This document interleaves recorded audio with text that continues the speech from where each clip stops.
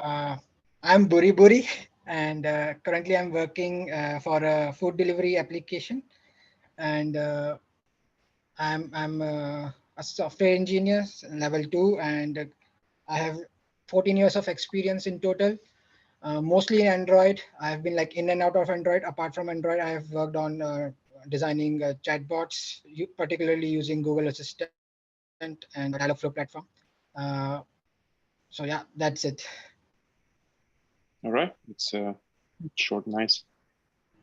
Okay, so the question today, we're going to be designing a trading app. So We'll be designing trading app, like Fidelity, Robinhood, etc.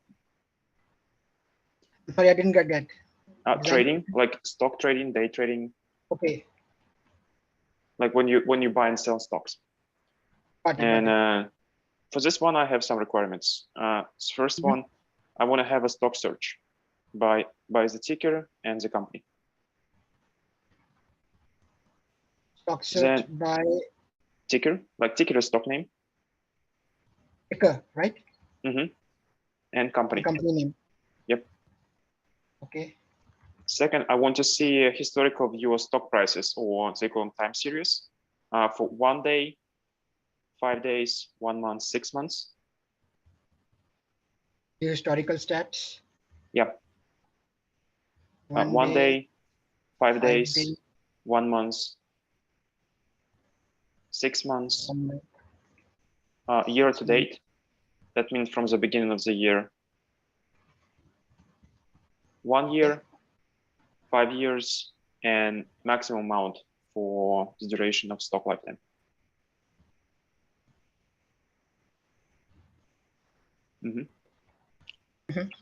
Also, I want to have a real-time stock portfolio watch list. So you have stock portfolio watch list. So you have stocks which you own, and I want to see them in list and see their prices being updated. Okay. And a stretch goal, not sure if we're going to make it today, but I also want to buy and sell stocks. Okay.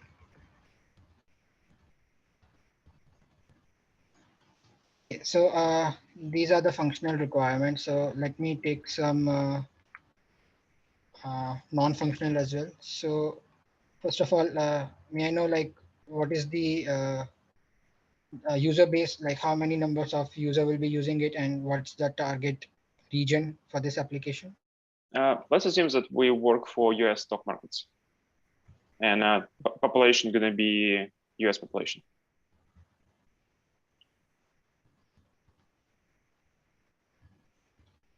And what will be, so is this like a new app or an existing app in which we'll be adding these functionality?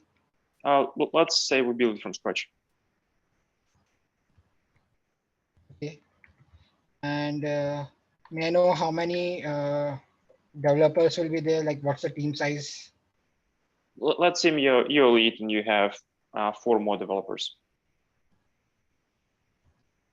Okay. Not a big team. And do we have any timelines to finish this work, or is it like we have sufficient time to complete this? I mean, you've been in this for 14 years. That means it was yesterday, right? So you don't have any time pressures, but you can stay like forever. So we're looking for quality. Okay. Quality is important. Yep. And are we targeting like specific for Android, or is it like multi-platform? Which platform? You mostly work with Android, right?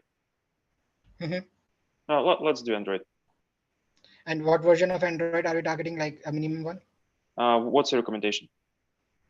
Let's go with like KitKat and above. And why would you select KitKat? Probably like more like we can cover almost all the devices that are there in the market. So that's why. Okay.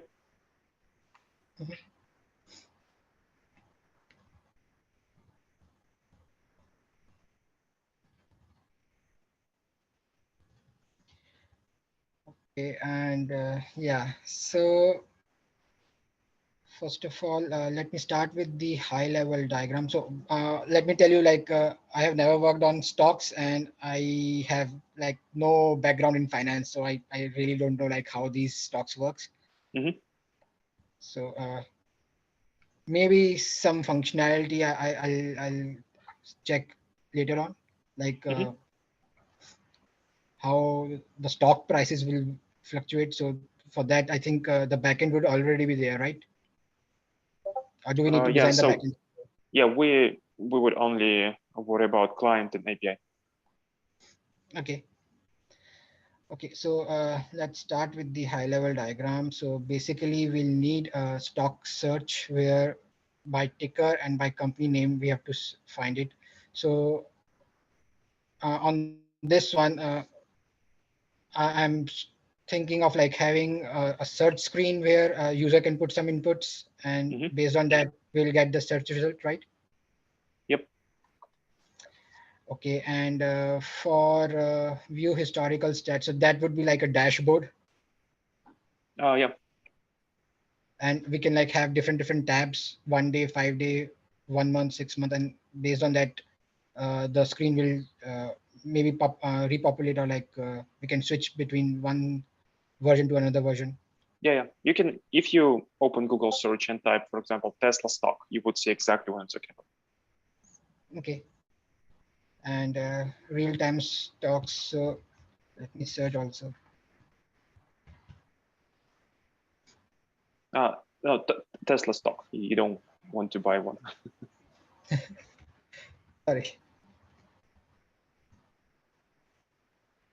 Oh, like Yeah. this. Okay. Hmm. So if you switch between tabs, you can see different data resolution. And do we need to show this graph kind of thing also, or Yes, just this data? yes. Graph would be nice. Okay, so probably we will be having some libraries for this one, for this, for the graph. Uh, Let's and not worry about how you render a graph. Imagine you have a library which renders a graph. Well, we need to okay, worry how you get the data for the graph. okay, and real-time stock portfolio list of stocks. So this would be my stocks that I have owned, right? Yes. Okay, and buy and sell stocks. So okay, so this would be again buy would come probably on real-time stock portfolio page also, and maybe on search page also we can put that thing. Yeah, yeah. And sell option would be there for the for the list of stocks that I own, right? Hmm. Okay, uh, so first of all, I will have a component that will like search the stocks, Hmm. and second component would definitely be view the historical information about that stock, of like all the stocks that we are searching. Hmm. So historical stocks. Uh, Third would be like for the real-time stock portfolio that we'll be owning.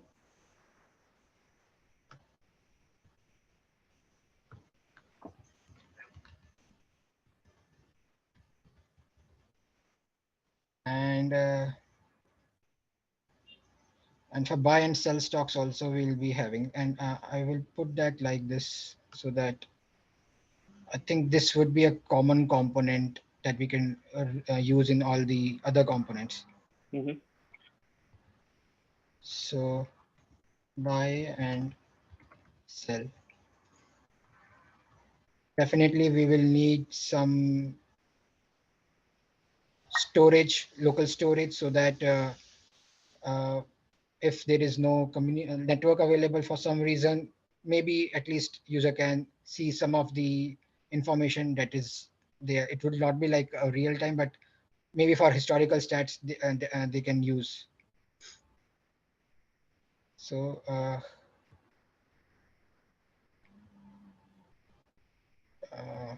storage would be there.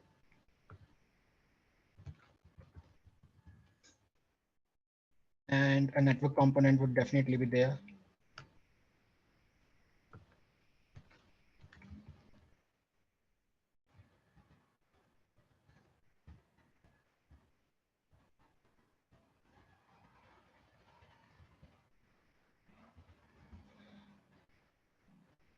Also, I will require repository just for utilizing storage and network for the offline support, but most probably for the real time, I'll not use this repository. Mhm.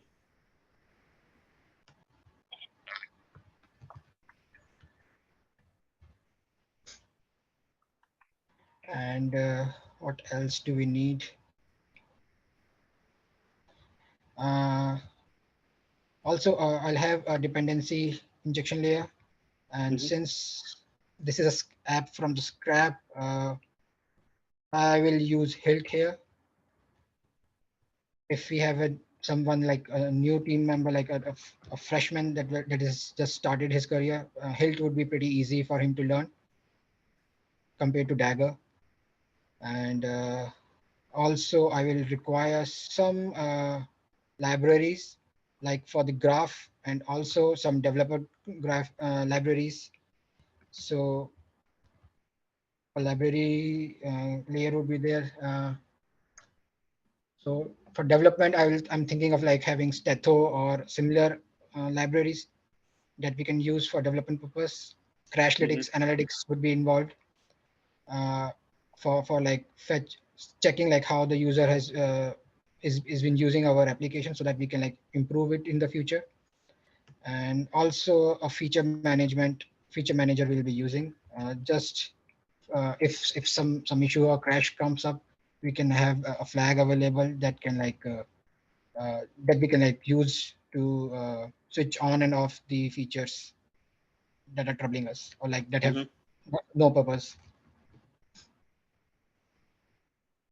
uh, yeah, I think this should be there.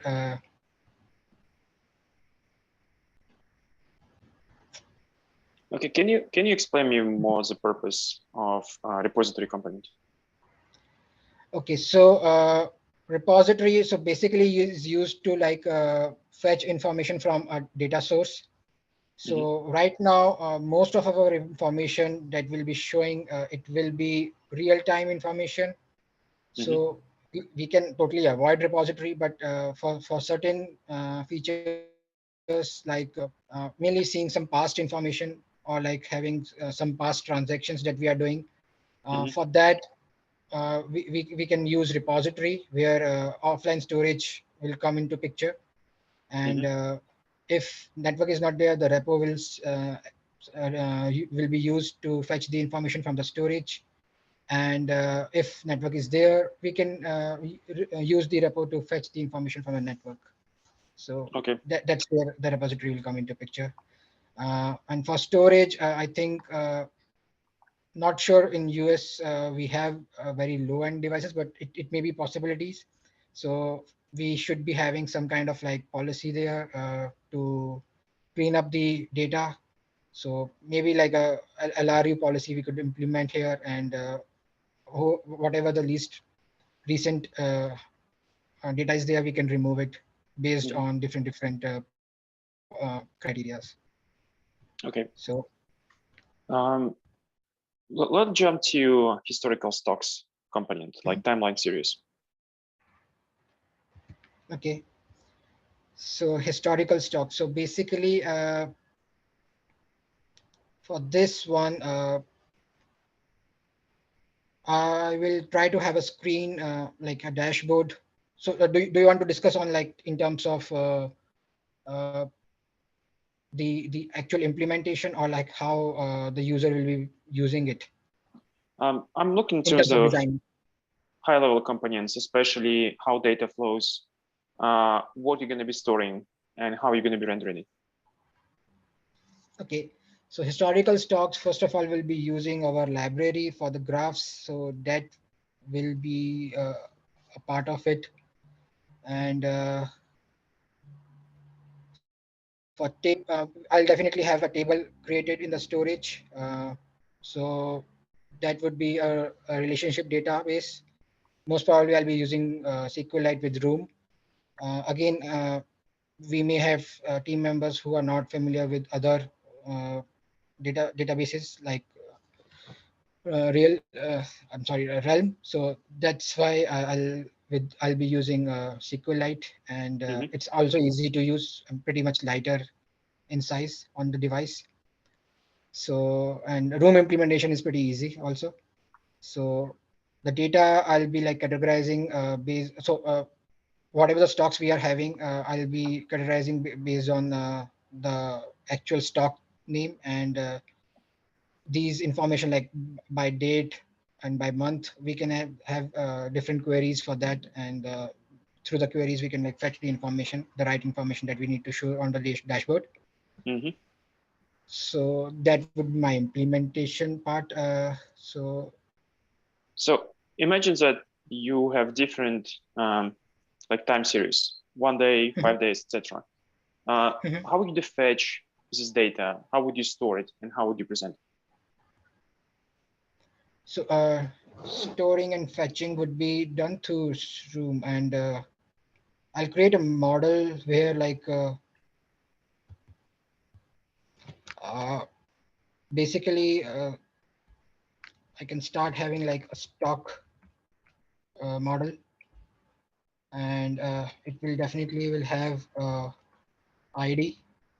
So this could be like a company name, or like different companies have their own IDs on stock exchanges. So Hmm. those IDs we can use, uh, and it would be of string type.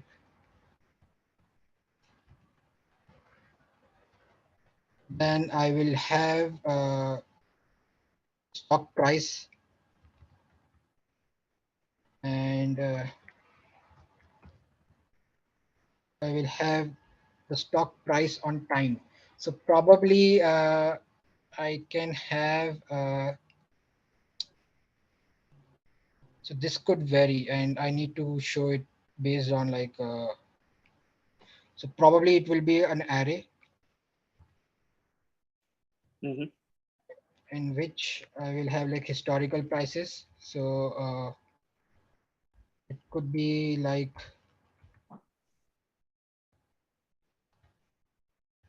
price, and then I will have the time for that price. Like on this particular day, the price was this. So basically, you're going to be having this model when you would store stock prices by day. Mhm. And imagine some company being around for decades, and you would like to see it's all like maximum time, like since like 90s. So would you be storing uh, like all stock prices for the No, past no, like 30 no, years? not really. Not really. So it depends what the user is searching. So most probably for like huge data, I'll be using pagination, and from network I'll be fetching that information. Hmm. And once I fetch that information I can store on the local storage for future purpose. And if the user searches for that particular query again, then instead of like having the network call, I can just simply return it from the storage. Okay, so So what I'm looking for, so if if you said that we're going to be storing like by day interval, like first of all, mhm, it makes it hard to render daily price. So mhm. 1 day would show you like price fluctuations through the day. So you might want to be like high Got resolution it. for data. Got it. So we could have like times like a day in one day also we could have multiple prices, right? Of course, yeah. And then we will have like and one day would be like a fixed price, and similarly for like 5 day price and Hmm. month and Yeah. okay. So I'm So for looking for the solution for storing this because like this one might not work really well. Uh, right. mhm. So hmm, I might create a database model where for a single day, I will have a list of prices for different timelines, like this one Hmm. that I'm creating right now. Hmm. And for one or like for the past days, which have been like ended, so those would be a single price. So for that, I will have a different past uh, price, I would call it.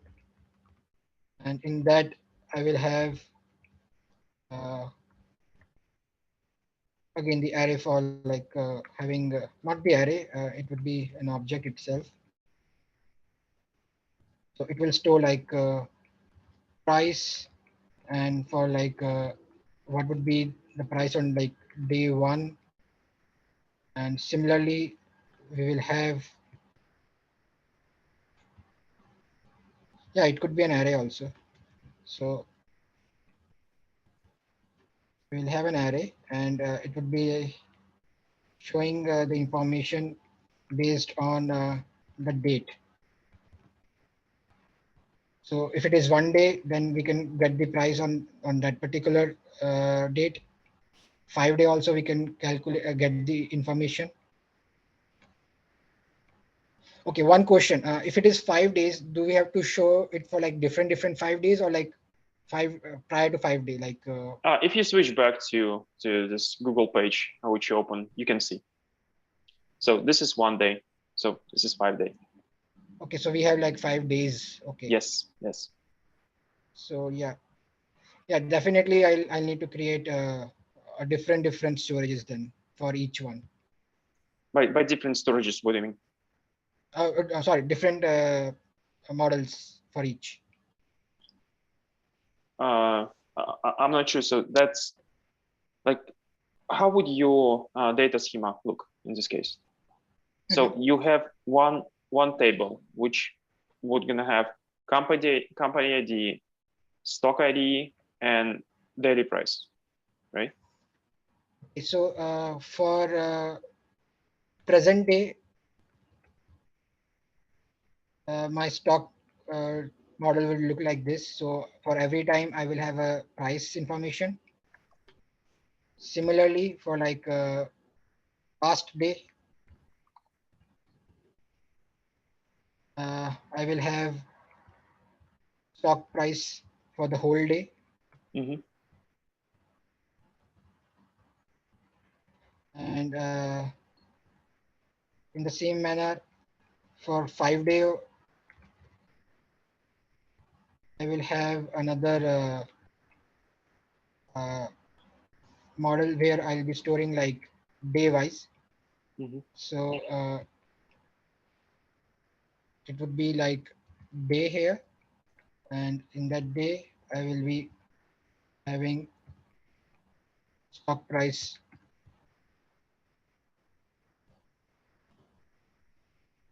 based on the time. And Mm-hmm. similarly for like month, we could add and Yeah, I get the idea. You don't need to copy it. Um, okay, so like you're gonna be keeping accumulating this data, right? Mhm.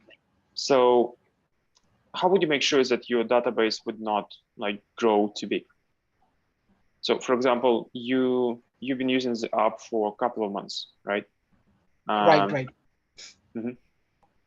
Yeah, so for that, as I said, we'll be using some policies here, and based on like what my memory is on the device, I could use LRU or LFU policy and remove that unwanted data that have not been used in past. So based on the query, we can see which data have been used frequently and which have not been used at all, and we can get rid of that data. If in future user tries to access that data again, then we will have the network available and we can fetch that information from the network. When you said like you would check which data been used frequently and not, how would you track this? So for that, I'll use a separate cache. Like I'll have an implementation of LRU, and the LRU will maintain that information in itself. So we can like have a query of information, and based on that query we can like store what all data was fetched earlier on, and we can have information stored in the LRU cache there. Mhm. Okay, let's talk about networking. So how would you fetch those historical like timeline series? So for search, definitely we will use HTTP REST communication, and we can get the information. For historical stocks, we will again use HTTP. For real time, we will need either like some WebSocket, or probably a server-side event could be helpful here, because it's the data that is coming from the network and we don't require anything to send. So yeah, server-side events would be helpful for the real-time stock. For buy and sell, again, we will use HTTP REST, and we can have like CRUD operations there, and we could sell it and purchase any stock there. Okay, and have I answered your question? So let's talk about like fetching. So we're talking about fetching time series. For the search stock, right? For historical stock. For historical stock, okay. So suppose the users type something on their screen, and they want to like search for a historical stock on that one. When we click on the particular stock, we could request for like day 1, day 2, or day 3 kind of information. And so instead of like having the API that, so this model that we have created, we will just return like for day 1, we will return the information back to the user, and it would be stored on the storage, and then it will be propagated back to the screen. Okay, what about when you have like a loss of data? Okay, so like we requested an information, and there is some network issue, and there's no response that the user has received, right? I'm looking for, you made the request and your response is big. Like, how would you address this? Okay, the response is big. Okay. Let me think about it. Maybe it would be easier in terms of like if we go from historical stocks, if we jump to search stock. So imagine you type something, right? And okay, you may have lots of results. So yeah. So if I type something and I get a particular list of information, yeah, pagination would be involved there, definitely. And as we are scrolling through that data, based on like what page number we are on, the pagination module will fetch the information, and will show it on the screen. So how would you store your paginated data? I actually have never worked on pagination. Okay. So I think pagination is supported through storage also. So whatever information that we are storing, first of all, using the pagination, I'll store it in the local database, and through that I will update it onto the screen, so that I have the information stored on the database for future use, as well as for like real time. I also getting that. So the information would be flowing like this: the historical stock. It will ask the repo, and the repo will initiate the pagination from network, and the information will be stored on the storage, and then from the storage the repo will return back to the historical stocks. So that would be my flow. Mm-hmm. I actually don't have much knowledge on pagination. It's Like right. I've never worked on it. Okay. In this way, let's switch to like real-time tickers. So imagine you have a portfolio, right? So you can get the list of your stocks. Uh, Question like, how would you store it? And how would you make sure that the price is being updated? And like, what's the frequency? How often would you like to update prices?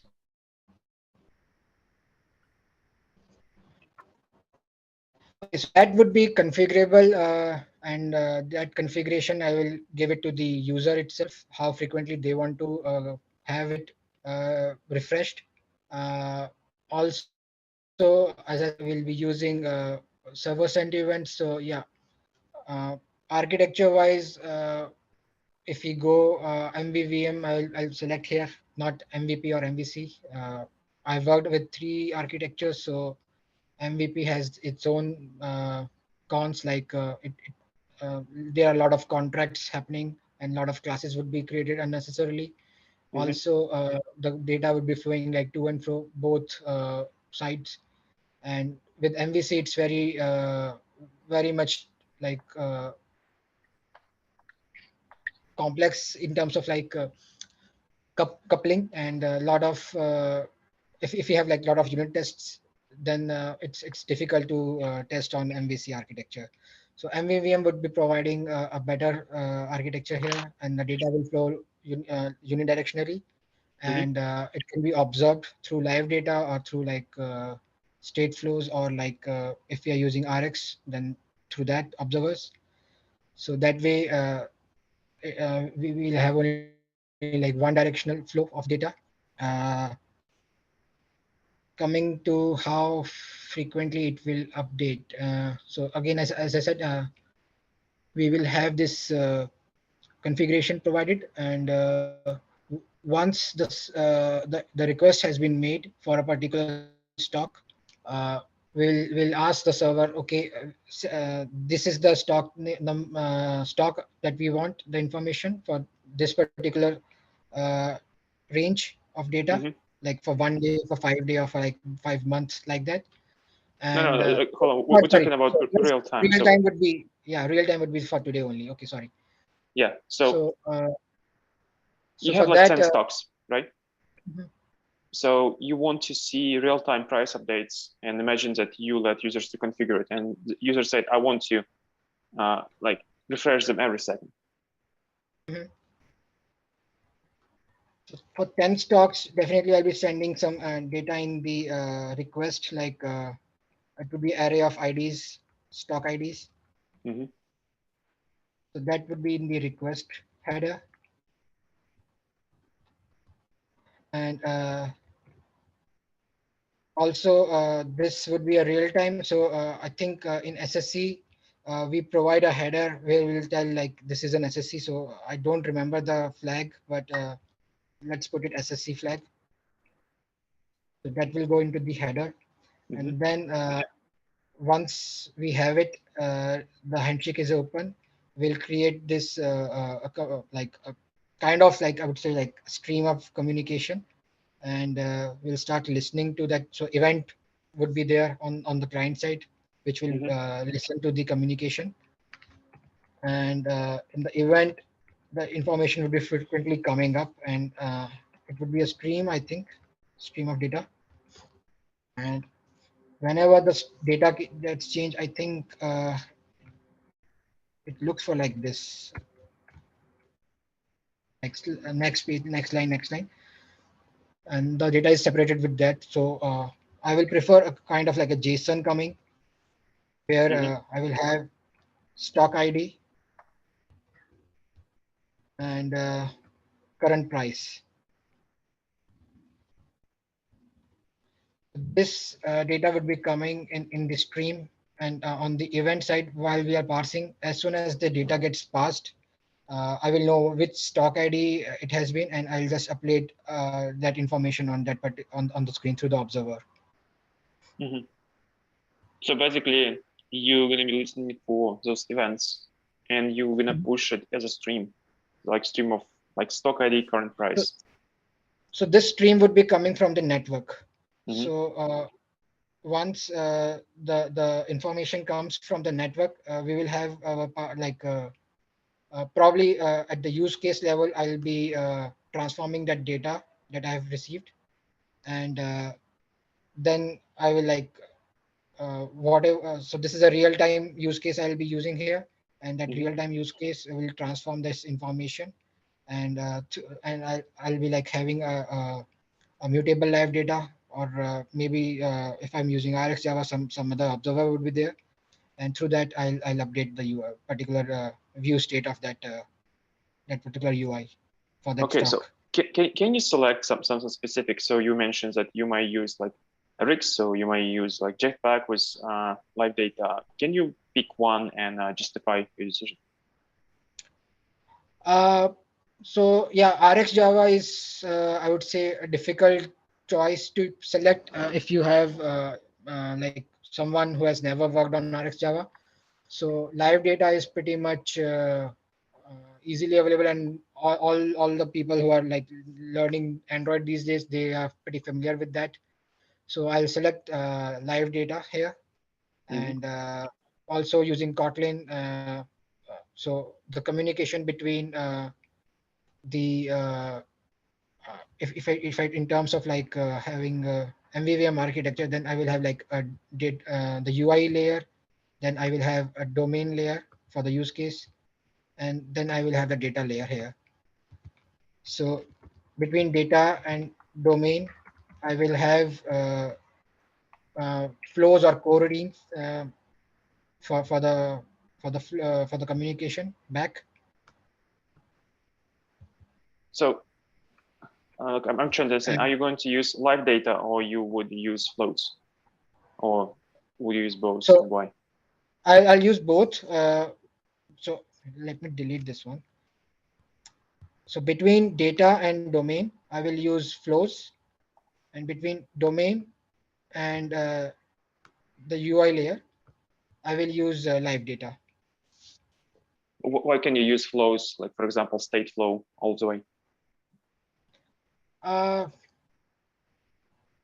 we can use, but I'm like right now pretty familiar with this approach, so that's why I'm sticking with this one. Got it. Mhm. I don't have Okay. any like good answer for this one. Okay.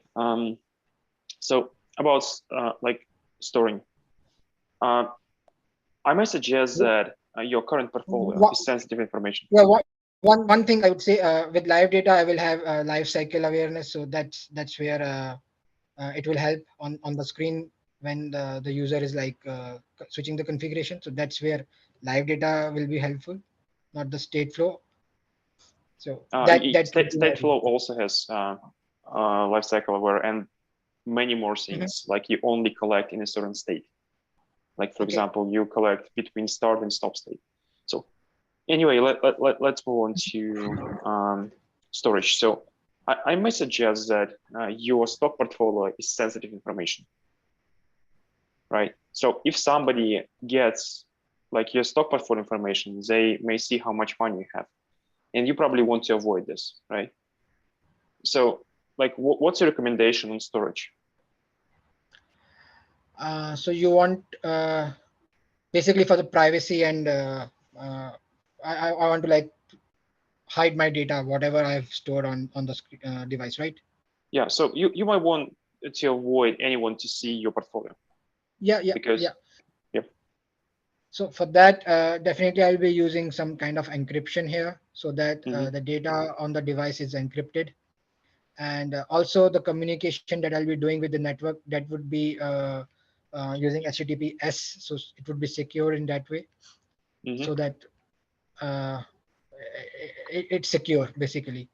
And if we have some kind of like an account created, Mm-hmm. that also I'll be using like OAuth for like authentication, so that based on like tokens I can authenticate a user instead Mm-hmm. of like passing a real password or like real user ID. Okay. So that would be my approach for securing the data. So imagine that, like, if you store any certain device, unless you have like hardware supported encryption, so it's like not by OS, but there is an actually like specific part of memory where you can store all those secrets. So imagine like this is still not secure. Like you Okay. don't know what devices they have, and people can have older devices which would not have those features. And like, Right. what's your recommendation in this case? So one module would be there, like for the if I add encryption module here, that will check like if the device is having hardware support for encryption or not. If Mm-hmm, it is having, it will go with that approach. If mm-hmm, it is not having, then definitely I need to have my own encryption, probably using like some salts and some ID that is coming from the server. I can like encrypt the data, like that ID would be specific for like for the user. I can have like public private keys mm-hmm. that could be used, and through RSA I could like uh, encrypt the data that is there. So I will have like my own implementation of encryption. But so my question, like, encryption is not the issue per se, but how would you store your keys? Because if an attacker gets an access to a key, effectively they can decrypt like Uh-huh. whatever data you storing. Okay, so one would be like in old days, I have used like having keys, API keys stored in like uh, in NDK level, and then encrypt that one from there, like having and then use it. But that's also not a good approach, because we can again uh, decompile that code and fetch the keys. So another But approach could be now it is restricted. We cannot use Android device ID. mhm, Otherwise, we could use have device ID as a key to encrypt. But again, private, we could have like some certificates exchange from the network, and that public private key would be helpful here, so that for a particular user, I could get a specific certificate installed, mhm, and then I can encrypt my storage using that information. okay. All right. Uh, we pretty much on time uh, for 45 minutes. Let me share the document. Okay.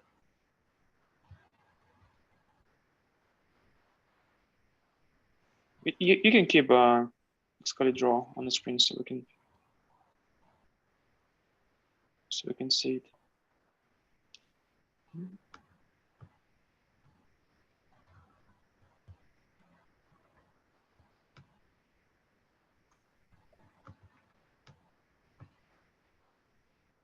I put the link in the chat.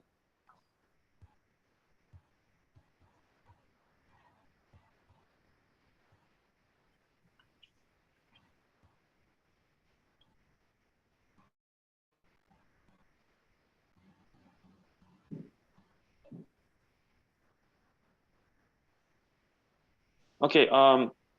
So Mhm. coming from high-level requirements, like system requirements, I kind of felt that we skipped through them like really fast, right?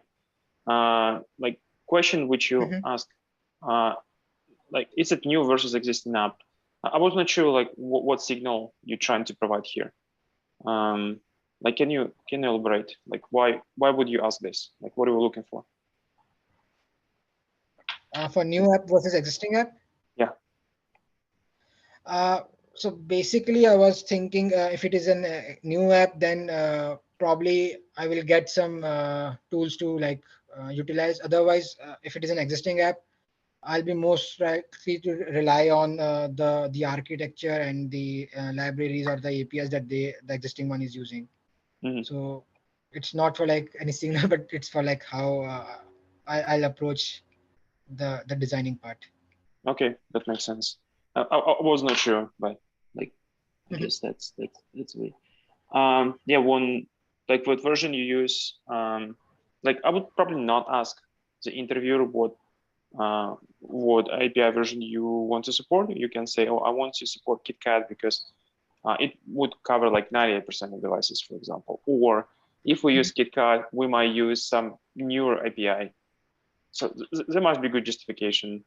Just Okay. picking something. What kind of, like in this case, I gave you functional requirements, right?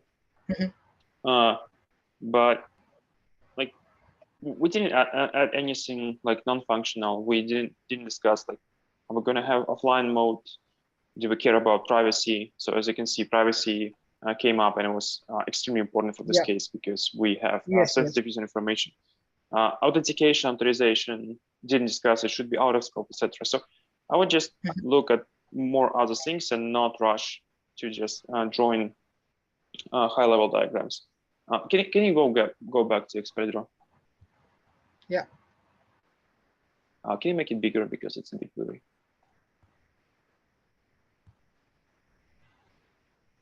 Is it good? Yeah. So basically, like you put storage stock, historical stocks, and for me, it's more like flows. And then you have a bunch of components like repo storage network, dependency injection, libraries, feature manager. So it's kind of mixed and match of very high level components versus like something low level, like feature flag management. I would say I'll probably not include it because that's, I don't know. So if you take like storage stocks, so there might be like fetcher, like the one which you're gonna type and you're gonna fetch your stocks. There's lots of things can be going in just one box. And when you put a box for libraries, like, I don't know what exactly what this company is doing. So imagine you give this drawing to your team and said, okay, we're going to be building the app. So here's your diagram, go for it. When you put storage, I was not sure what exactly you're going to be putting in a storage, same storage repo network. So this is it's a very generic approach in terms of how Android Android team suggests your building architecture. So you're gonna have like repo, which would mediate between remote and local storage. So that part was a bit confusing for me. Plus, it's a strong assumption that your interviewer knows the pattern, which might not necessarily be true. It depends on the company. Yeah, I would probably skip any vendors. So you said, oh, I'm going to be using Hilt. Imagine your interviewer never use Hilt or Dagger. Yeah, like mentioning dev libraries, like, so it's good that you like think about those things, like analytics, anything debug, flag management. But I would say it's not part of high level design per se, but who knows? Okay. Then we jump to historical stocks, and yeah, you said, oh, I'm going to be using relational database, and like there was no justification because we didn't really know what exactly we're going to be storing. And then we talk about lots of vendors, so it's going to be Room, SQLite, Realm, whatever. And basically, I said, oh, I'm going to be using Room. Like once again, it's a brilliant vendor, and when I started asking about how would you store time series, you started this like kind of object stuff that you have different fields. So if you go back to, so ID for company, ID for string, then present name, and you're going to be storing as list. So if you store as list, you would need to serialize it to database somehow. So you can't like turn it to string, it and turn it to binary to blob. It kind of gave me like this weak database design signal because it's like all those object relation mapping systems, they still operate on top of SQL tables, right? So another way you can do it, you may have a table which would store information about stocks. So it's going to be stock ticker, company name, right? And then you might have different tables for different time series. So for example, a table for 1 day, 5 days, etc. Or you may want to put everything in a single table because what you never ask, like how many companies are actually trading. So I believe like there's like 13 trading markets, or how to call them, in the United States, and like two, like biggest of them as New York Stock Exchange and Nasdaq, and they have less than 6,000 companies in total. So you might advocate that I'm going to go and store just one table where you're going to have daily prices, and then I would fetch and populate it, and then you see like what issues might come. So for example, if I want to have like maximum value, like for like 30 years for some company, would I need to go and fetch it for every day? And I say, okay, that might be not a good idea. Maybe I'm going to have separate tables for each time interval. So bring different approaches on a table, discuss pros and cons, because otherwise you're just like selecting, like you look in the crystal ball and you said, oh, I'm going to be using this, but justification is not very well defined. So what signal I got? So if I would be writing report, I would just put one line. I would say the technical candidate is not familiar with database design. It's the only signal which I need here. And then you talk about caching and about database data, how frequent data being used. So it's very vague because like what exact data going to be frequently used, like how we track this. So like this whole design was a bit vague. I would probably just go into more details, but as I said, it's all about signals. So in this case, I got a weak signal for database design. Okay, so search, once again, like when we talk, I would just put like one line into my report, which would say the technical candidate doesn't have experience with pagination, which is fine. Like if you never work with this, it's pretty unlikely that you're gonna invent it on the spot. So once again, I put a signal and we go back to the next topic. So as you can see, my job is not to educate you how to build it, but get a collection of signals. So then we go to real-time stocks, and you mentioned sockets and service sent events. And you said, oh, I'm going to be using service sent events because it's like unidirectional data transfer. So we don't need to send any send back, which is legit, right? But I would also mention that you would need to keep persistent connection, right? So there might be like certain challenges about like spotty networks, and they would need to reestablish connection. Just bring it up on the table. So maybe you might want to get polling. Like it really depends on how often. So imagine user said, I want to update my stocks like every hour. Would you want to keep this connection for an hour just to get data, like a chunk, and keep restoring it? Even it's not an hour, 5 minutes. So imagine you persist the connection for 5 minutes, like, and it's maybe you don't have this knowledge, but all the day trading API, which is available to general public, it's delayed. It's usually delayed for like 5, 10, 15 minutes, right? So if user might want to have like updated in seconds, that might be tricky because your data might not be accurate. So a question I would come, okay, like what do we know about the API? What do we know about the stock trading API? Because based on this, for example, I said, oh, we have frequent trader APIs, like those like who fintech company use it. Then it's different. But otherwise, we said, oh, we might want to update our stocks every minute. So maybe sending a request, one request a minute is not that bad compared to keeping connection for a minute. So bring it up, justify, describe pros and cons. Like everything you do, you're gonna have negative impact. Your goal is just to reduce this impact. But like just picking one and said, oh, we're gonna be using this, let's provide a very rich signal. So when you come, for example, you bring a design in a company and you just put, oh, we're gonna be doing this, people will start asking questions like, why exactly? What else? So it's all about options and justifications. And then you kind of like switch. So I can see that working with UI architecture patterns, like you have lots of experience there. And you kind of try to move conversation to this. So we're asking about real-time updates, and you said, oh, let me tell you about difference between MVC, MVVM, MVP, whatever. It doesn't provide much signal. This is like a general knowledge, which is not specific for this design. So we keep going between your architecture, data, networking, like back and forth. It was very, very chaotic. And so it was very hard to follow the solution. Yeah, then like you talk about different frameworks. It's like, oh, I'm going to be using live data and I'm going to be using flow. And then as I keep probing into like deeper, like I quickly corner you.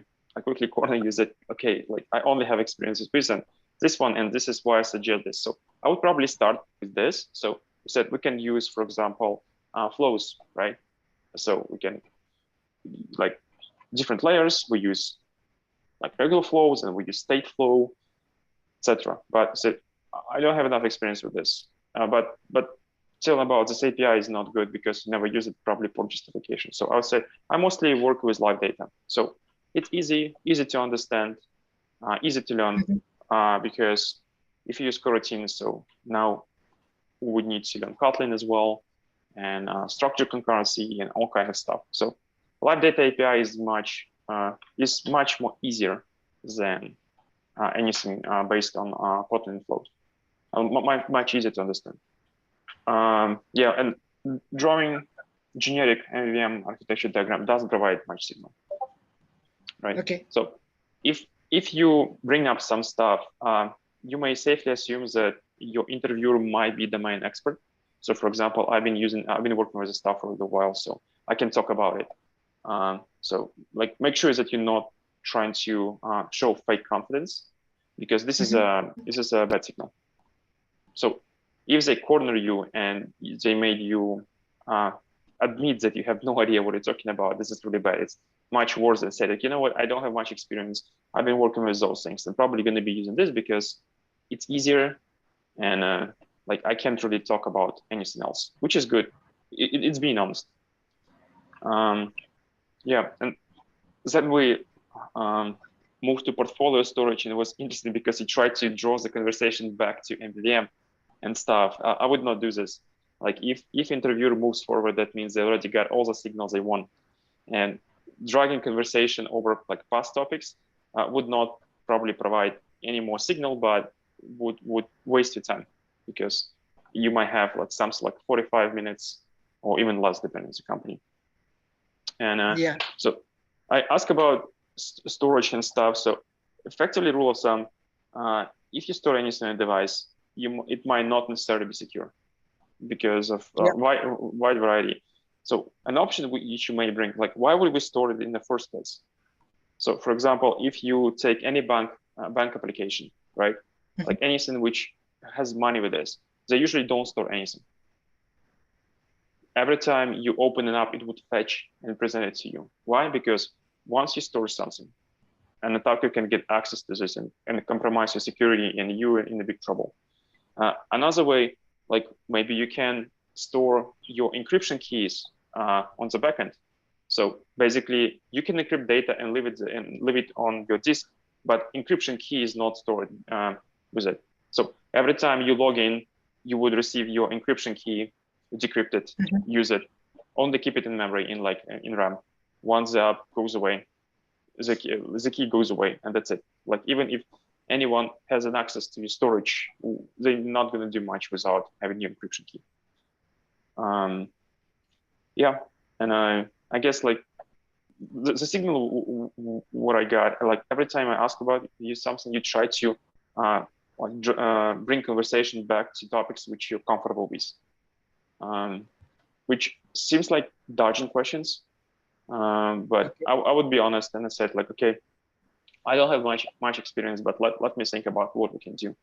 And like not storing stuff is a valid solution as long as you can justify it. And I would justify it like it's a sensitive information, right? I don't want to be near my phone.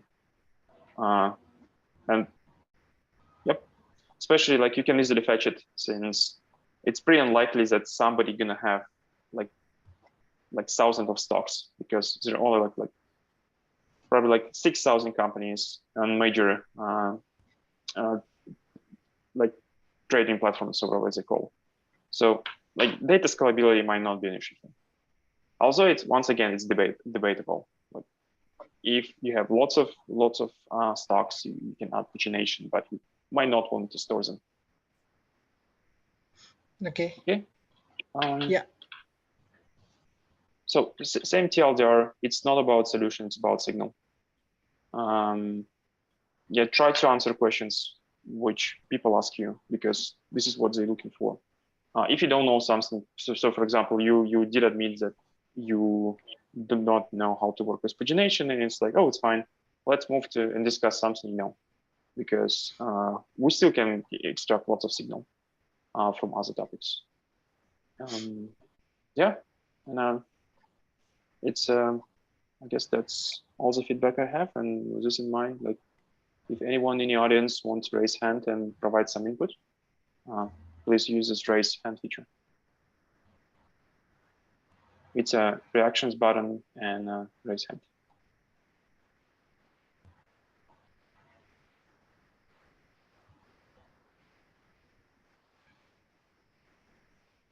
Abdul?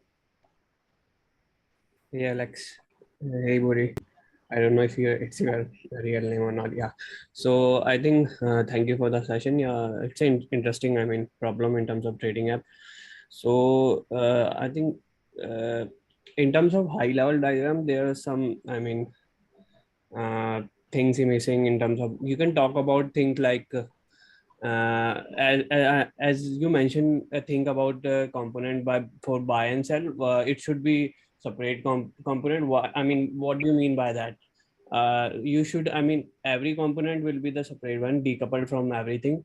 So that kind of, I mean, you can explain more that on that part, but you shouldn't have to mention that in terms of that. That's what I feel. But yeah, so yeah, high level diagram should be, I mean, in terms of explaining, that should be more than what you draw or what you explain. So that's what I feel. And in terms of security, you should have, I mean, include that in non-functional requirement, because I think you can talk about it more. It's, I mean, Alex provide the signals in terms of requirement. The data will be sensitive, and we should be, I mean, storing stuff. I mean, we should be fetching stock data in terms of timelines like 1 year or stuff, and that will be the dashboard of a personal user.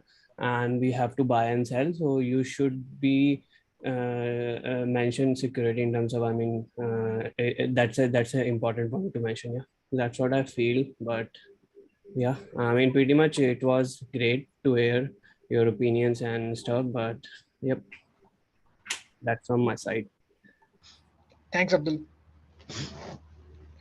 All right, Ryan. Yeah, hi. So thanks for organizing, Alex, and well done, Buri. Just a question on the diagramming piece. In my research, I've seen a bunch of these and have struggled to piece together like what's the relationship between the different components? Are we putting pieces here based on dependencies or project structure or workflow? So is there some way to think about, like, if I'm putting, like, okay, it's fair enough to put the backend here and maybe the dependency injection graph here, but for other components, if you're doing coordinators and managers and things, how do we think about how to present these in a way that makes sense? I like putting arrows indicating which direction data flows. So for example, like your flows, like storage stock, like storage stock, historical stocks, real-time stocks, whatever, should not know about like dependency injection per se. So you might have an arrow showing that dependency injection would provide some data. Then like network can pump data to your UI flows, right? Or network pump data into repo and storage. So just being able to see how data flows between different companies would be much more clear than just like putting a bunch of boxes. But this one, the drawing, might just help you to talk about like different things, because you have very little time and usually drawing tools are not that great during the interview. So you might say, okay, so those are major components I can see. And in this particular case, we got like lots of mix and match in terms of scope, like starting with something very, very high level, like storage stocks company, which can be divided in multiple other companies, drilling down to feature manager. So that's probably where confusion coming from. I would start with like very, very high value put arrows. Okay, so this is backend. So we get some data from backend. We send data back to backend. So we just like how it's gonna go through different boxes. But many times during system design, like interview mindset, like I don't care about drawings. Let's just discuss. So you may just like list components like in plain text. Especially when we're talking about Google Draw, it's very hard to do anything significant. Right. Okay, thank you. Like remember, it's about signal. It's not about solution. Like nobody cares about solution. You're not gonna build the app. You're not gonna design an app in just like 45 minutes. So the signal I got, like yes, the candidate thinks in terms of like components, right? So decoupling stuff, it's really good. They bring like dependency injections. They're thinking about like also depth libraries, analytics. They like bring up feature flags right away. It's a good signal, but yeah, maybe like in terms of scope, could be better. But like that's all the signals I need, because many times candidates will say, okay, so we're gonna have this view controller, for example, or an activity or fragment, and then it's gonna be a view model. So they would start from this part, and it's like, okay, can we go back? Can we go back and maybe talk in terms of like high level design? Unless this is like exactly, so I said, oh, can you build the screen where you can search stuff? So in this case, there's not much you can do. You can say, oh, I can have this like fetcher or whatever, and it's gonna be a view model. It's gonna be a repository. It's all about signal. It's not about how many boxes you draw. Okay, that's helpful.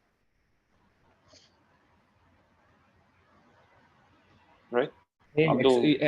Yeah, as you mentioned, I mean, it's about all about signal, but in terms of signal, we should be able to, I mean, drive the conversation by ourselves.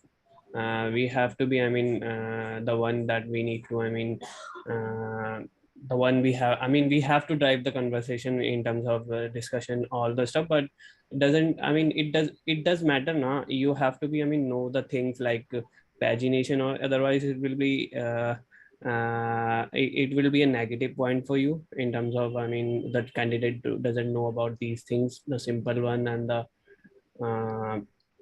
I mean, Abdul, I would not agree with that. Even if like 20 years of experience, there would be some things that you have never worked on, and you cannot justify that you don't know that. So I would tend to just to mention, I'm not targeting you specifically or anything. I just want an answer from Alex in terms of, I mean, experience and stuff. So I'm just, I mean, talking in general. So don't take it on you. That I understand, but I can like think like if I've never worked on pagination, is it my fault or like it's fate? Like So that's, I mean, that's the thing. I mean, it should be, I mean, if you are targeting a high senior level position, so that might be a, I mean, disadvantage of, I mean, it will be count as a con for you. So I think Alex can give his input on that, maybe. I'm gonna go back to signals. So like it's multiple levels. So first candidate never even mentioned pagination. Said, oh, we're gonna have request and get a list of everything, right? This is not performant. Imagine you would need to fetch like 10,000 items just to show the first 20. It goes bad in many different ways, like from the backend traffic, from memory, battery, CPU consumption. It's just bad, right? So it's bad signal. Slightly better signal. Candidate said, oh, I would like to introduce pagination for such and such, and it's like, okay, it's better. But if the candidate said, but that's like the only knowledge I have that this like pagination exists, okay, but it's still better than the previous one. Then the candidate said, oh, I'm gonna use, I don't know, like cursor-based pagination or whatever pagination approach you would use without any justification. So okay, it's still better. But if candidate goes all the way through like picking technology, describing pros and cons, and being able to quickly design an API, how you store it. So like a clear signal that the candidate really work with this. So it's not like a knowledge which you got from like YouTube or Reddit somewhere. You actually build a system. That means if it comes for you to do it again, you would be able to do it right away. And the best signal, so we're talking about like from strong no hire to strong hire. The best signal, you learn something new from a candidate. So kind of shows you some novel way of doing stuff. And like, wow, this is so cool. I didn't know about that. So as an interviewer, you learn something. So it's about gradation. And it's not like, oh, you do not know pagination. It's not good or bad, it's just fact. Like if you don't know pagination, it's gonna take you a couple of hours like to go over the internet and read about this, and maybe like a day to build a very simple system. So it's not fixed, but if you know those things, it's definitely a plus. Vitaly? Yeah, thanks for the session. It was pretty good. I think you've covered pretty much everything already at this time. Just wanted to highlight, yes, don't add requirements to yourself. I mean, you didn't ask about storage, but you introduced it by yourself. I'm pretty sure if you would ask Alex if offline has to be supported, he would say yes, but you didn't get to that point. You start with storage by yourself. And same with Crashlytics, with analytics, with feature toggles. None of this was in requirements. Low-end devices that went like that came out of blue, especially if it was already told that we are in US, and then let's support low-end devices. So just adding to scope. I one question to Alex, maybe, like, what was the expected schema for fetching historical data?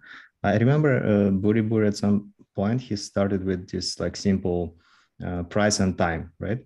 Mm-hmm. And I believe that's pretty much what Google is doing as well. So it's just a list of price points, and the resolution is being chosen by server.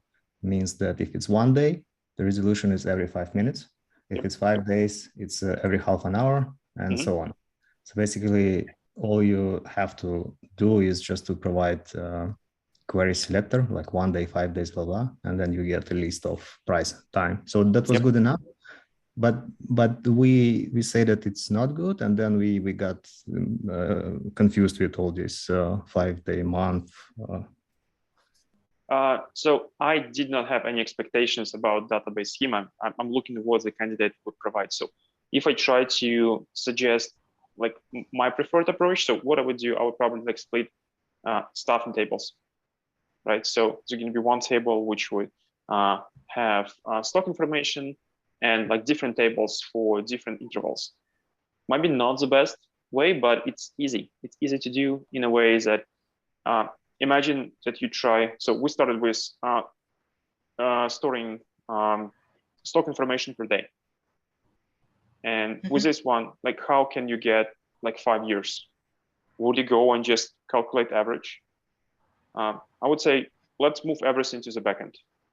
Say, oh, this is the time interval we want to get, and they would get us data and we store it. So when we know that the month is over, we can clean up our monthly data.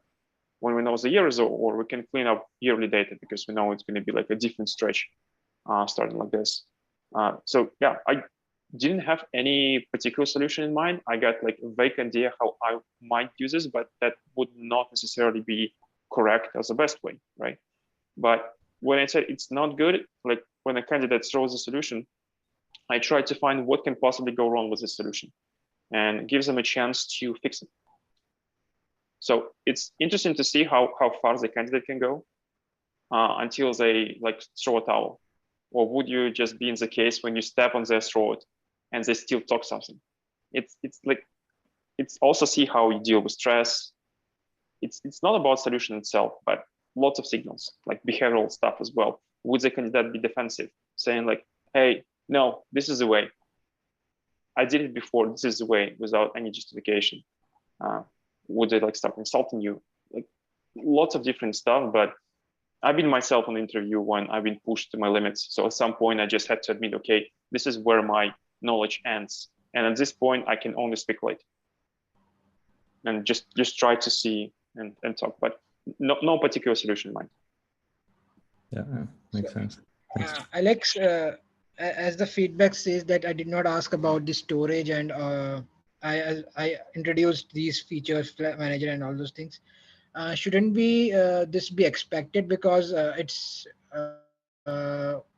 in the system design it is expected that I'll be explaining this to someone who is a junior.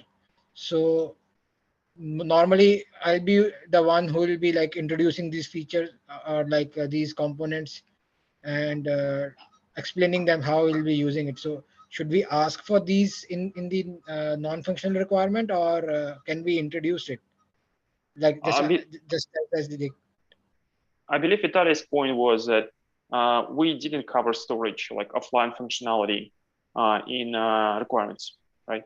We got like some very, very high level discussion, and then like, okay, so here's the storage. And like, why do we need storage? We never discuss it. So that was probably the point. I would expect you to fully drive the conversation, and I want to understand how you would build the system. So it would not necessarily be a junior developer. I might be a stakeholder. So imagine I come to you with requirements, and you tell me how you would build this. Or I might be like a staff engineer, and my job just to see what your strategy is and to correct it as necessary. Or like it might be like different roles. What I would really like to see, based on what you described, can I build this system? So you describe it to me and said, oh, okay, I'm just gonna go and maybe like refine the diagram, add more details, and can actually build the thing. Okay. Yeah, but it's a system design interview. It's not about the solution. It's about like the journey, how you got there, like what kind of stuff you bring. So like you didn't bring, for example, offline support, privacy, authentication, all kind of stuff. And it's like, okay, it's a signal. It's definitely a signal. That, like for me, it looked like you rush to jump straight to implementation. Maybe like as you go, then you bring storage in other companies. Like, okay, I see you got those things in mind, so I can change my opinion during the interview. But it's, I would say, try to provide good signal. I mean, like you know what you're doing, you keep all those things in mind, basically. Got it. Yeah. Okay, Vitaly, you still have your hands up. Is it like you want to add something, or you just didn't know it? No, sorry, my bad. Okay, Buri, so now it's the stage is yours. Tell me, like in your opinion, what went well, what can be better? First of all, I was like a step back, because I had no domain knowledge on stocks and anything. So it was like a clean slate for me for designing this application. Regarding the things like I did not ask, I was like assuming I'll introduce it in the like I was thinking like I am driving this, so I can introduce it anytime. But yeah, that's what I could have improved earlier on. Second, as you said, like maybe the drawings could be improved. So yeah, I can work on it. But like working on these tools on like virtual interviews, it's quite difficult sometimes. The companies are using some different tools, and you are like totally new to that tool. So that's why I avoid using arrows, and that's also like we waste a lot of time there also. Uh, Regarding the model, I was going with like multiple tables, but yeah, I did not say that, and uh, I think we wasted a lot of time designing that one. Could have designed it a better one, and as the last guy said, like we could have like just 2 or 3 fields, and a resolution could be there, which could be used for the query part, and we could just fetch the right information. Yeah, that approach is a pretty good one. And regarding the point that you mentioned, like these MVVM diagrams, it did not help. What should be the approach if I'm required to design that part also, like draw how the architecture will look like? I would say be more specific, because you said, oh, it's going to be UI domain data. You can probably squeeze anything there, right? But you would say you would have a component which is going to fetch events, and then you would need to turn those events from like network resources to your data classes. And then you want to get them, expose them as a flow, like, or any kind of stream you want. So like be more specific, but in terms of, oh, here's some MVVM or whatever. Like for me, it doesn't do any good, because it's very generic. It doesn't add anything to design. Right. And be very specific what you're trying to describe. So let's say, okay, I want to talk about how we're gonna fetch the raw data from the socket and turn it into something we may render. So you would say, okay, I don't want to use like this data format which we receive from socket directly, because like it might change, and then we would need to change our whole entire system. So I would start with something I would call it like resource or event, I don't know. And then we would need to move them to a model class. Like it's a logical representation. So it can have, like, for example, for tickers, it can have a date, which is going to be like a date object. And then we want to turn them into UI state, which you don't want to have a date like an object. You want to have a string, which I'm going to say last updated like 5 seconds ago, or your local time, because you would most likely do in UTC, and then you would need to turn it to local time, respecting your time zone and locale. So like from this point, that will be a much better signal. Like, okay, I can see where you're going. But you said in MVVM, we have UI domain and data as like, okay, it's good, but like it doesn't add anything to the design. So at least this is like how I perceive it. So what will make it funny through the interview? If I screw up as an interviewer, this is not my problem, it's your problem. Right, right. Yeah, so if I did not understand you, even if you got like a really good picture in mind, this is not my problem. This is, once again, this is your problem. And like whatever I'm gonna put in this report, people who never met you, they weren't there. We can't record those for privacy reasons. They don't even know like who you are, in terms of they try to remove like any gender specific information. So know your ethnicity, your background, gender. You become a TC, technical candidate, and report contains gender neutral language. That TC demonstrated they blah blah blah. So see, it distills only to the signal which interviewer received. So you might be a very good architect, but you don't have enough practice passing the interview. So passing the interview and being a good engineer, like very, very different things. You might be excellent in passing interviews, just learning from internet, practicing a lot, but be a shitty engineer. And you can't really tell for sure, because it's very biased. Worst case scenario, when interviewer does not like you for some reason. So you look at your face and it's like, oh, I don't like, nah. Or you made a joke in the beginning and it didn't land. So I would say try avoid jokes. Only just do whatever you've been asked for. Be polite. Don't be pushy. Don't be aggressive. There's a chance that you know the domain area better than interviewer. So you just politely justify your choice. And if they want you to push you to another direction, I remember it was a coding interview, was like 8 years ago, and I got the problem. I knew the problem. I knew like very, very tricky solution to this problem. So I gave a solution, and I see lots of confusion on the interviewer phase. And I said, okay, we can use hash maps. I said like, yeah, can we go to hash maps maybe? He totally didn't get the solution, but he still wanted me to render it. So once I went back to hash map, this is what he expected. We got really good conversation. So that might be the case, but don't try like saying like, oh, you're just an idiot. Hash map sucks, or whatever you suggest sucks. This is the better way.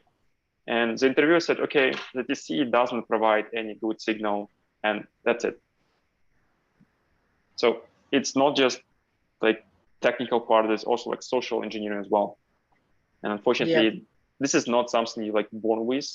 But this is something you can do more of the smokes, especially if you can find somebody who is going to be like a jerk as an interviewer. Because if you know how to deal with jerks, and then you get like really nice people on the real deal, it's going to be much easier than otherwise you only talk like to nice people and then you get a jerk. Yeah, that will definitely help me. Yeah, so what I'm trying to tell, like this stuff has very little to do with actual solution.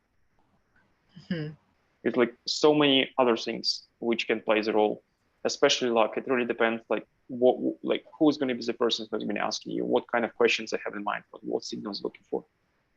So don't get discouraged, and like when people give you feedback, like Vitaly, don't take it personally.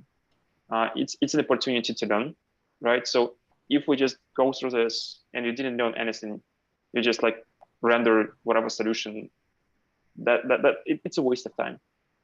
But Okay, if you struggle, coming back to pagination, suppose I read something on net and then I did a small pet project, but if I say that I know pagination after that, and I'm getting like drilled down on that pagination thing, I think the interviewer will find it later on like I really have never implemented it on like on a real platform. So won't that be an issue in that case? like if you never implement, if you don't have experience, you don't have experience. You said, you know what, I don't have experience, but I can like try to figure it out if they want to go this way. Worst case scenario, said, oh yeah, I totally know pagination, and they gonna start asking questions and they corner you. That will be much worse. So what were you going to ask me, like if I continue with the pagination thing? I would ask like what kind of pagination you're going to be used. So it's like major types. Is it like a window-based pagination, right? It's like from to. Is it like key set pagination, like from date, or cursor-based pagination when you hide like details? Like, would you talk about leaky abstraction? Would you talk about like sliding window, so like adding more information, etc.? If you use key set pagination, what key you're going to be using? Just lots of things like specific to pagination, especially when it comes to storage. Like when you get the data, how do you know it belongs to a specific page? And when you put them in database, they might not be sorted by default. How you ensure that they've been properly sorted and stuff like that. The best way to learn it is just go and build it. Go and build anything. Like there's a bunch of APIs which are going to spit out lots of information. Learn about different pagination types. Try to build them. It's going to take you a couple of days. But like one of my interviews, we were talking about pagination, and I talk like I was working on a project which like used pagination, and I hit lots of roadblocks, especially how to store it. And I just thought, okay, so like I'm going to store this additional key in database because I want to know where was the previous page, where was the next page, and describe all the stuff. And I thought it was a very good signal because it's not like I know of those existence. I know also like nitty-gritty details, which only come with experience. So best way, go build something with sockets, try to build something with SSE, and you know that you might want to have like acknowledgement, like what was the last pack of data you received to not repeat yourself and stuff, how you reestablish connection.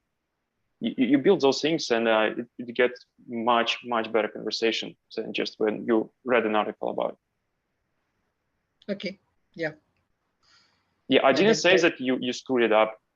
I said you did solid.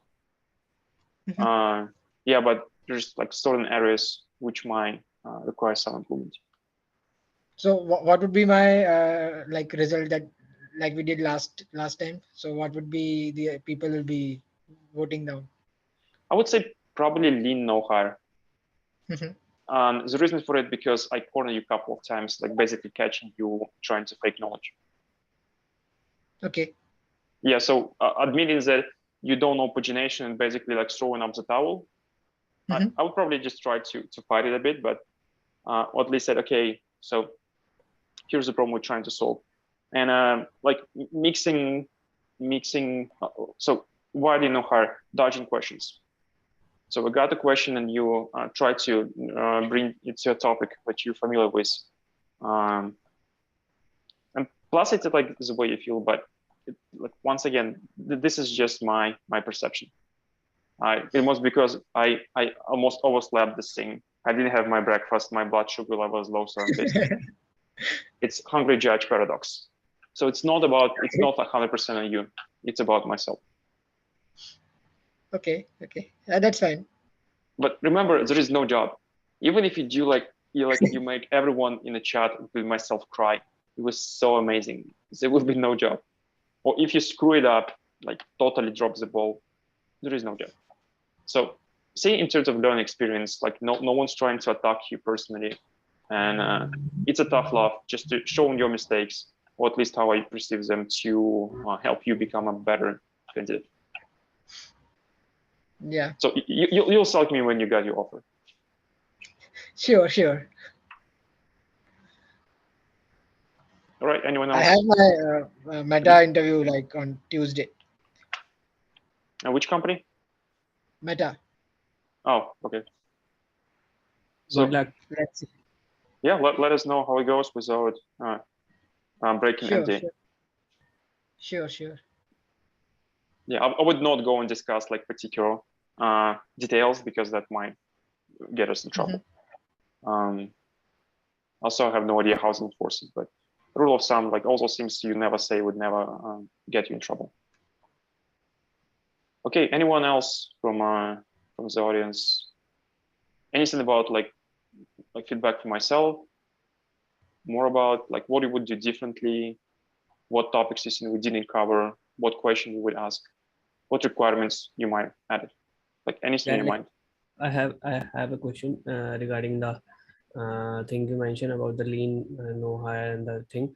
So basically, what do you, I mean, in terms of signals and apart from signals, what does the interviewer look for a strong hire or hire? Any specific point that we need to, I mean, concern and look out for? Like, I don't really want to talk about rubrics because it's a company specific, right?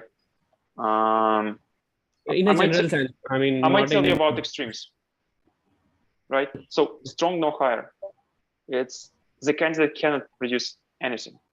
They're confused, they've been like, they're not talking, or they keep talking about like, so imagine we want to design something and they kind of spend like half an hour just discussing requirements and ended up producing nothing, like no signal.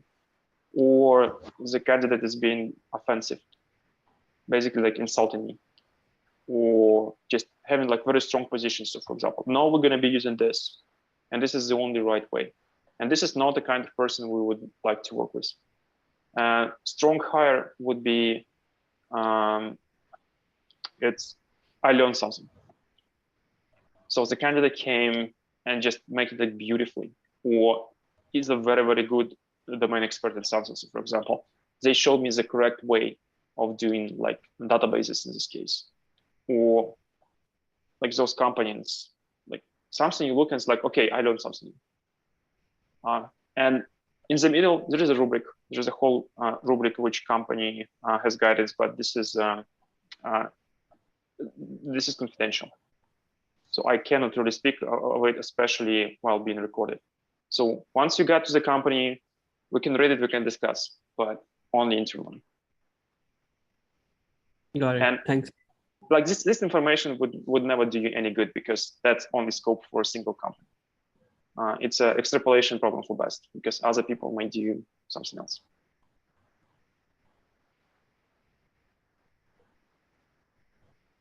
Okay, anyone else?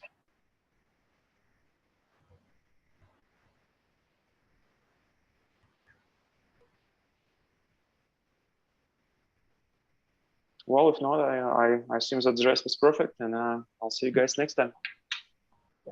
Thanks, Alex. Thanks for taking the interview. Thank you, guys. Bye-bye. Thanks, guys.